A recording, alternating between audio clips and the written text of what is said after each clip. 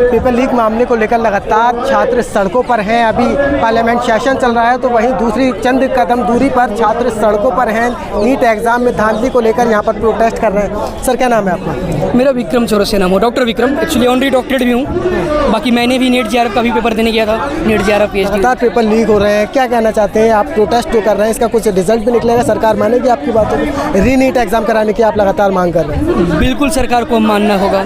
री नीट और नेट आप जो बात कर रहे हैं, ठीक है, री नेट और बार बार करा लो। झारखंड पीसीएस से लेकर हम लोगों ने सब देखा है, यूपी पुलिस से लेकर हर जगह हर पेपर इनकी कैंसिल हो रही है, हर पेपर लीक हो रही है। तुम कैंसिल तो कर ले रहे हो, लेकिन लीक क्यों होता है? इसलिए लीक कराई जाती है कि जो बड़े घर के लोग हैं, शहजादे लोग, वो बिना परीक्षा दिए या परीक्षा दे उनको ऑलरेडी क्वेश्चन मिल जाए और वो पास हो जाए, सिस्टम में चले जाएं, इसलिए लीक कराई जाती है। मेन तो वही है। गरीब मजदूर किसान के बच्चे, मिडिल फैमिली के जो दिन रात मेहनत करते हैं, वो सिस्टम से बाहर हो जा रहे हैं और फिर कैंसिल करा कहते हम री एग्जाम लेंगे। आने जाने का जो कन्वेंस होता है वो कौन देगा? मानसिक प्रताड़ना हुआ वो कौन देगा? साल 2 साल 3 साल 4 साल से हमारे मित्र यार याद तैयारी करते रहते हैं, वो तो बिल्कुल टूट जाते हैं, मन नहीं करता फिर पढ़ने का साहब। उसका भरपाई कौन करेगा? कई लोग बैग पैक करके चले गए, मेरे जानने वाले मित्र। अच्छा, आखिर में बार बार ये लीक हो रही पेपर, इसका जिम्मेवार कौन है? कहीं ना कहीं सरकार में बैठे लोग हैं। इसमें बड़े बड़े ब्यूरोक्रेट से लेकर पॉलिटिशियन से लेकर कॉरपोरेट से लेकर बड़े लोग हैं, छोटे लोग नहीं है। छोटे लोग तो मजबूर में आकर सड़कों पर प्रदर्शन करते हैं, उनके पास कोई अधिकार नहीं होते। और भी बहुत सारे बच्चे होते हैं जो घर में पड़े रहते हैं, क्या करेंगे? लेकिन मैं सारे राज्यों से अपील करता हूँ कि सरकार, सड़ी गली सरकार के खिलाफ, एनडीए के खिलाफ, बढ़ती भेदभाव के खिलाफ आज जरूरत है एक बड़े लेवल के आंदोलन की, ताकि सरकार को उखाड़ के फेंका जाए। क्यों जरूरी है फेंकना? क्योंकि ये देश के भविष्य के साथ खिलवाड़ कर रहा है। किसी भी राष्ट्र के निर्माण में युवाओं की प्रमुख भूमिका होती है और आज युवा सड़कों पर भटक रहा है, सड़कों पर ऐसे भटक रहा है। आखिर क्यों? लोकतंत्र में लोग बात करते हैं कर्तव्यों की।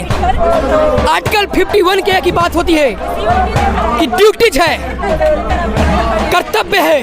कर्तव्य हम गरीब मजदूर किसान के बच्चों का ही है, शहजादों का नहीं है, जो सत्ता में बैठे हैं उनकी नहीं है। 18वीं लोकसभा का सेशन चल रहा है, पार्लियामेंट सेशन चल रहा है। उधर आपको लगता है सांसद को आपकी आवाज़ उठानी चाहिए, छात्राओं की आवाज़ उठानी चाहिए, जो पेपर लीक हो रहे हैं उसकी आवाज़ उठानी चाहिए? बिल्कुल उठाया जा रहा है। अब देखिए, मेरा ही वीडियो कई सांसद ने अपलोड किया हुआ है, कई बड़े बड़े पर्सनालिटी ने अपलोड किया हुआ है। संसद में उठनी चाहिए आवाज़? बिल्कुल उठनी चाहिए और बड़े लेवल पर उठना चाहिए। भाई साहब, किसी भी राष्ट्र के निर्माण में युवाओं की प्रमुख भूमिका होती है। जिस राष्ट्र का युवा खत्म हो, राष्ट्र खत्म, फिर तुम्हारा पार्लियामेंट क्या चलेगा? किसको चलाओगे? मैं पूछता हूँ। युवाओं का ध्यान नहीं रखोगे तो कौन होगा कल आपके साथ? युवाओं को बचाना है।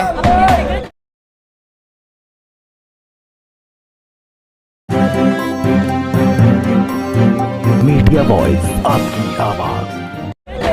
तो भी देश बचेगा। युवा नहीं बचेगा तो देश भी नहीं बचेगा। धर्मेंद्र प्रधान एजुकेशन मिनिस्टर का आप इस्तीफे की मांग कर रहे हैं, तो लगता है इस्तीफा देंगे? देख ही रहे हैं, ऐसे लोग हैं जो कुर्सी पर चिपक जाते हैं, हटते ही नहीं है। पता नहीं क्या सीन है उनके साथ। शर्म आनी चाहिए, खुद से हट जानी चाहिए।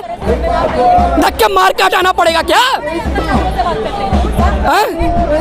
युवाओं के, गरीब मजदूर किसानों के बच्चों के साथ खिलवाड़ कर रहे हो। कुर्सी पर तुम्हें बैठने का कोई अधिकार नहीं है।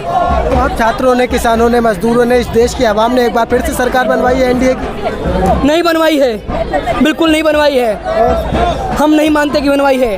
कौन वर्ग खुश है? आप किसान की बात किए हैं, आप महिला की बात किए हैं, आप युवा की बात किए हैं, आप पिछड़े किए हैं, गरीब मजदूर की बात किए हैं। हमने सर्वे किया सब जगह, कौन खुश है? हम जैसा युवा जो पॉलिटिक्स से कोई बैकग्राउंड नहीं थी, हम पढ़ने आए थे, आईएएस की तैयारी कर रहे थे और दिल्ली विश्वविद्यालय से मास्टर कर रहे थे। सिर्फ पढ़ाई करना था, दिन भर पढ़ते थे, आईएएस जैसा एग्जाम देते थे। क्या जरूरत पड़ी रोड पर उतरने की? पढ़ते पढ़ते प्रोटेस्ट करना शुरू कर दिया। क्या पढ़ रही है? पूछ तो रहा हूँ, क्यों पढ़ रही है?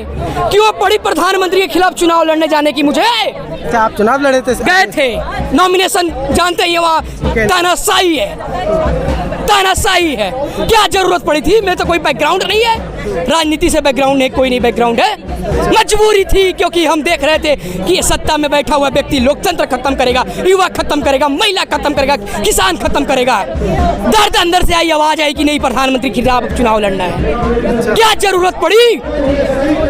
मेरे पास तो कोई संसाधन नहीं है, शाम को सब्जी के लिए भी सोचना पड़ता है, फिर भी लड़ने गया। मजबूरी में आकर आपने प्रधानमंत्री के सामने ही चुनावी मैदान में कूद गए। जी, लेकिन पर्चा रद्द हो गया। जी, नॉमिनेशन ही नहीं हो पाया।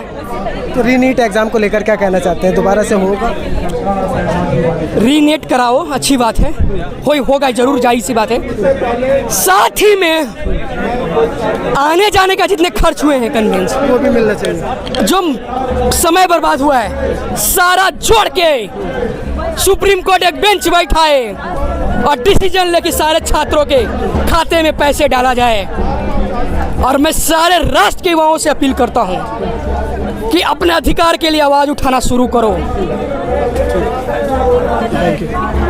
तो आपने देखा यहाँ पर छात्र लगातार प्रोटेस्ट कर रहे हैं, एनटीए के खिलाफ में प्रोटेस्ट कर रहे हैं और उनका कहना है जितना उनका खर्चा हुआ है आने जाने में, वो खर्चा भी मिलना चाहिए और रीनीट दोबारा से होना चाहिए। आपको क्या लगता है? आप अपनी कीमती राय में ज़रूर दीजिए। और लगातार छात्र सड़कों पर हैं, इसको लेकर भी आप अपनी कीमती राय में ज़रूर दीजिए। देखते रहिए मीडिया भाई सरफराज शेख के साथ। तो प्रोटेस्ट करना शुरू कर क्या पढ़ रही है? पूछ तो रहा हूँ, क्यों पढ़ रही है?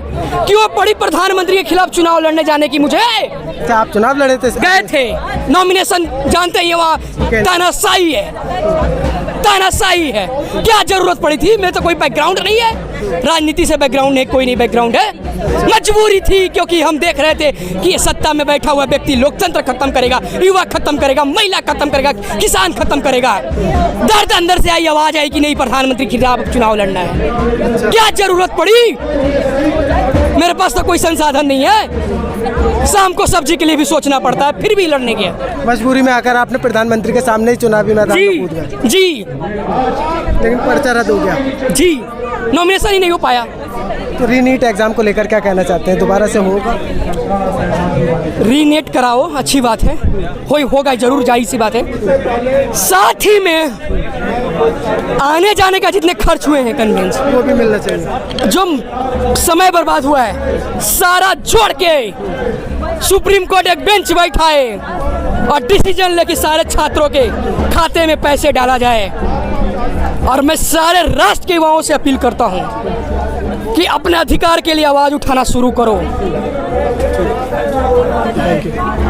तो आपने देखा यहाँ पर छात्र लगातार प्रोटेस्ट कर रहे हैं, एनटीए के खिलाफ में प्रोटेस्ट कर रहे हैं और उनका कहना है जितना उनका खर्चा हुआ है आने जाने में, वो खर्चा भी मिलना चाहिए और रीनीट दोबारा से होना चाहिए। आपको क्या लगता है? आप अपनी कीमती राय में ज़रूर दीजिए। और लगातार छात्र सड़कों पर हैं, इसको लेकर भी आप अपनी कीमती राय में ज़रूर दीजिए। देखते रहिए मीडिया भाई सरफराज शेख के साथ।